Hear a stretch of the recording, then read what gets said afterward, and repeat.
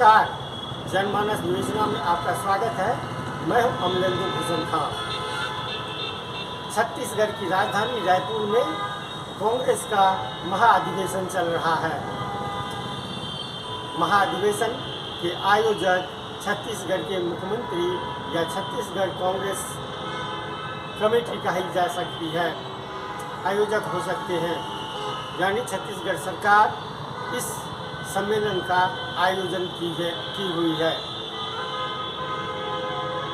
सम्मेलन के दौरान मुख्यमंत्री भूपेश बघेल ने अपने सरकार की उपलब्धियों की काफ़ी बखान की। उन्होंने याद दिलाते हुए कहा कि राहुल गांधी ने जो जनता से वादे किए थे विधानसभा चुनाव के समय में, उन सब वादों को पूरा कर लिया गया है। भूपेश बघेल के इस बयान के बाद केंद्रीय सूचना एवं प्रसारण मंत्री अनुराग ठाकुर ने बघेल पर जमकर हमला बोला। बघेल सरकार को, छत्तीसगढ़ सरकार को उन्होंने एक लुटेरा सरकार कहा और जनता से किए गए वादा खिलाफी बताया। तो पूरी जनता को उन्होंने कहा, जो पूरी राज्य की पूरी जनता को भूपेश बघेल सरकार ने ठग लिया है। अनुराग ठाकुर ने याद दिलाते हुए कहा कि रमन सिंह की सरकार यानी भाजपा की सरकार में जितने काम किए गए, बघेल सरकार ने उन सब योजनाओं पर पानी फेर दिया।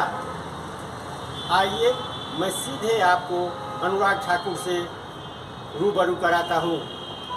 अध्यक्ष के लिए लेने 10 लोग ना आए हो, लेकिन एक परिवार के व्यक्ति के लिए करोड़ों रुपए खर्च करके फूल बिछाए गए हो, तो अपने आप पता चलता है आज भी वो पार्टी कांग्रेस रोजगार नहीं मिलता है। ये तो कांग्रेस अपने नेताओं से पूछे कि चुनाव आते क्यों जाते हैं, पूछिए ना, जनेऊ क्यों धारण कर लेते हैं, क्यों मंदिरों के चक्कर काटते हैं। आखिरकार कांग्रेस को अपने नेताओं से पूछना चाहिए। यही कांग्रेस है जिन्होंने 70 सालों में न केदारनाथ धाम, न काशी विश्वनाथ धाम, न सोमनाथ धाम, न ही अयोध्या धाम, कहीं पर कोई काम नहीं किया। लेकिन नरेंद्र मोदी जी की सरकार में कला, संस्कृति, साहित्य और भारत के गौरवशाली इतिहास को और आगे बढ़ाने का अवसर मिला है। दिव्य और भव्य सोमनाथ धाम बनाई, दिव्य और भव्य काशी विश्वनाथ धाम बनाई, दिव्य और भव्य केदारनाथ धाम बनाई और दिव्य और भव्य अयोध्या धाम अगले साल बनकर तैयार हो जाएगी।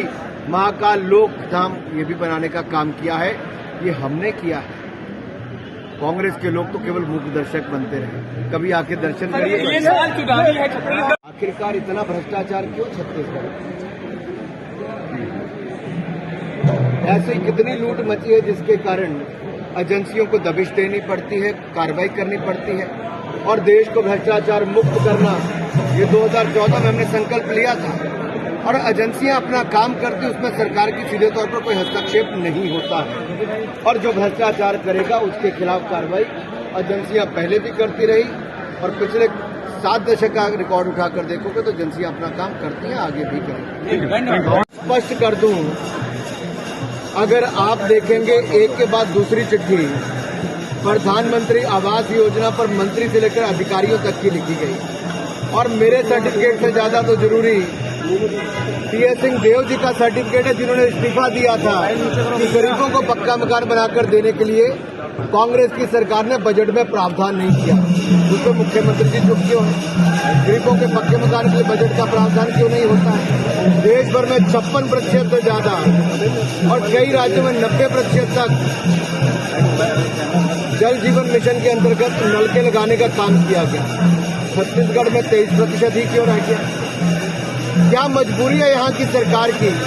और क्या आयरन ओर हो, शराब हो या बाकी अन्य स्रोत जो रेत से लेके अन्य माफिया के हो, क्या उसके आगे सरकार इतनी झुक गई है? जो टोटल शराबबंदी करने की बात करती थी, आज घर घर शराब पहुंचाने का ठेका भी यहाँ की सरकार ने ले लिया है। यहाँ के युवाओं को कहते थे बेरोजगारी भत्ता देंगे, 4 सालों में 26,000 के लगभग लोगों की आत्महत्या की घटनाएं सामने आई। यहां पर नक्सलवादियों ने एक के बाद दूसरे भाजपा के नेता की, ये नक्सलवाद के कारण यहां पर हत्याएं हैं, लेकिन ये टारगेट किलिंग है। मैं ये कहना चाहता हूं यहां की सरकार मूक दर्शक बनकर बैठी रही। खड़गे जी कह रहे हैं भारतीय जनता पार्टी में छत्तीसगढ़ की जनता को एक बहुत बड़ा गिफ्ट मिलने वाला है, एक माफिया सरकार से छुट्टी मिलने वाली है। कि छत्तीसगढ़ देश के हृदय स्थल है और वहां इसका चयन किया गया है। ऐसे समय में जब देश महंगाई से जूझ रहा है, बेरोजगारी से जूझ रहा है, किसानों को दाम नहीं, मजदूरों को काम नहीं, नौजवानों के काम नहीं, ऐसे समय में जब राहुल जी कन्याकुमारी से लेकर कश्मीर तक की पद यात्रा करते हैं, आज पूरा देश राहुल जी की तरफ बड़े आशा भरी निगाह से देख रहे हैं। पूरे कांग्रेस पार्टी के अधिवेशन पर देश ही नहीं बल्कि दुनिया की निगाहें हैं। ये ऐसे समय में महाधिवेशन हो रहा है जब हमारे पड़ोसी देशों के साथ हमारे संबंध ठीक नहीं है। नेहरू जी, इंदिरा जी के रास्ते से भटक गई है सरकार, उस समय में महाधिवेशन हो रहा है। और हमारे लिए बहुत सौभाग्य की बात है, ये वीर नारायण सिंह जी की धरती, ये गुंडाधूर की धरती, ये माता कौशल्या और सभी माता की धरती, और इसमें पूरे तमाम देश भर के अतिथियों का स्वागत करने का मुझे अवसर मिला है।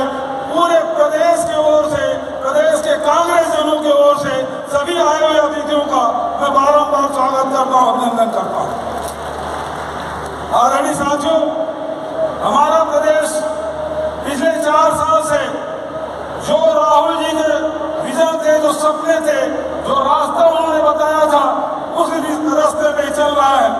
आज चाहे किसान हो, मजदूर हो, चाहे हमारे आदिवासी हो, चाहे हमारे अनुसूचित जाति के लोग हो, महिलाएं हो, नौजवान हो, सबके हाथों में काम दिया गया है। और यही कारण है कि पूरे देश में सबसे कम बेरोजगारी कहीं है तो छत्तीसगढ़ में है। और ये रास्ता किसी ने दिखलाया है राहुल जी ने। जब मैं मुख्यमंत्री का पद संभाला उसके पहले जब प्रदेश अध्यक्ष था, तब राहुल जी ने कहा था सरकार ऐसी बने कि हर वर्ग को लगना चाहिए कि सरकार मेरी है। और आज मैं दावे के साथ कह सकता हूँ, हमारे तमाम मंत्रिमंडल के साथी, विधायक और हमारे पदाधिकारियों की मेहनत से ये कहने में हमें गर्व महसूस होता है कि हमने जो राहुल जी ने जो यहाँ के जनता से जो वादा किया था उसे पूरा करने में हम सफल हुए।